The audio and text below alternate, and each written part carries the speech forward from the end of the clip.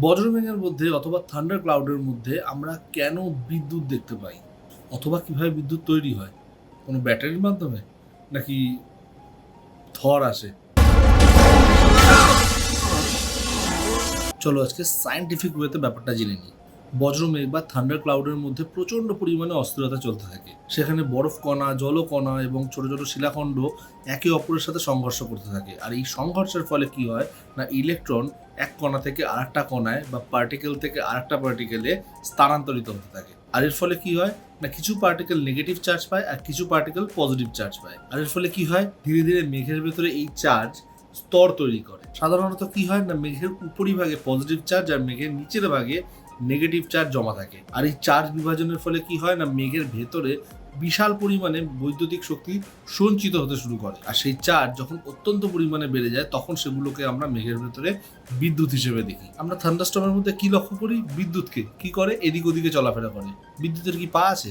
চলো এই ব্যাপারটাকে সাইন্টিফিক্যালি জেনে নিই। মেঘের ভেতরে অর্থাৎ বজ্রমেঘ বা থান্ডার ক্লাউডের মধ্যে যখন চার্জ অত্যন্ত পরিমাণে বেড়ে যায় আর সেটা সঞ্চিত হয়, তখন সেটা কোনোভাবেই স্থির থাকে না। কেন? কারণ মেঘের মধ্যে বায়ু প্রবাহ হয়, গরম বাতাস উপরে উঠে যায় আর ঠান্ডা বাতাস অর্থাৎ শীতল বাতাস নিচে নেমে আসে। আর এই প্রবল বায়ু প্রবাহের ফলে চার্জগুলো এক জায়গায় কখনো স্থির থাকতে পারে না, এক জায়গা থেকে অন্য জায়গায় বারবার স্থানান্তরিত হয়। একদিকে কি হচ্ছে না, মেঘের মধ্যে এই চার্জ আরো পরিমাণে সঞ্চিত হচ্ছে আর প্রচন্ড পরিমাণে শক্তিশালী হয়ে উঠছে। আর আরেকদিকে বাতাসের অণুগুলো ধীরে ধীরে আয়োনাইজড হচ্ছে। আর এরকম সিচুয়েশনে কি হয় না, বাতাসে ইলেকট্রন ব্রেক করে যায়, অর্থাৎ বাতাস কন্ডাক্টিভ হয়ে যায়, মানে বিদ্যুৎ সুপরিবাহী হয়ে যায়।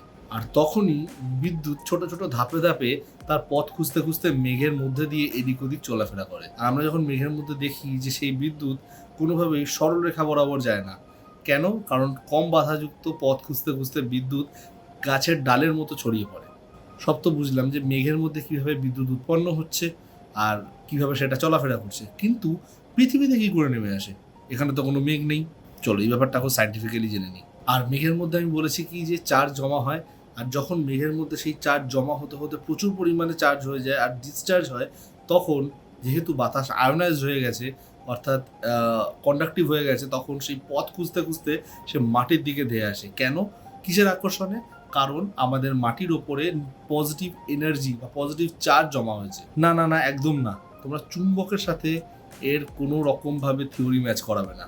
কারণ কি, চুম্বকেরও, হ্যাঁ আমি জানি চুম্বকেও একটা ব্যাপার আছে যে নর্থ পোল আর সাউথ পোল একে অপরকে আকর্ষণ করে, তাই জন্য পজিটিভ দিক আর নেগেটিভ দিক চুম্বকের সবসময় একে অপরকে টেনে আনে। কিন্তু ওটা হচ্ছে ম্যাগনেটিক ফিল্ড, আর আমি এটার ব্যাপারে যেটা কথা বলছি এটা হচ্ছে ইলেকট্রিক ফিল্ড। তো যাই হোক, এই দ্রুত যে ডিসচার্জ হচ্ছে, ইলেকট্রিক্যাল ডিসচার্জ হচ্ছে, সেটাকেই বলা হয় বজ্রপাত। আমরা বজ্রপাত হিসেবে দেখি। তো বোঝা গেল এই টপিকটা। যদি ভালো লেগে থাকে তাহলে সাবস্ক্রাইব করো, লাইক করো, শেয়ার করো বন্ধুদের সাথে, আমাদের সাথে জুড়ে যাও। আর এরকম ছোটো ছোটো কন্টেন্ট আমি নিয়ে আসি, তোমরা দেখবে, শুনবে, ভালো লাগবে, তোমরা জিনিসটা জ্ঞানও অর্জন করবে আর তোমাদের আমি শেখাতে শেখাতে আমি নিজে শিখছি। তো উইন উইন সিচুয়েশন। চলো ভালো থাকো, সবাইকে ভালো রাখো।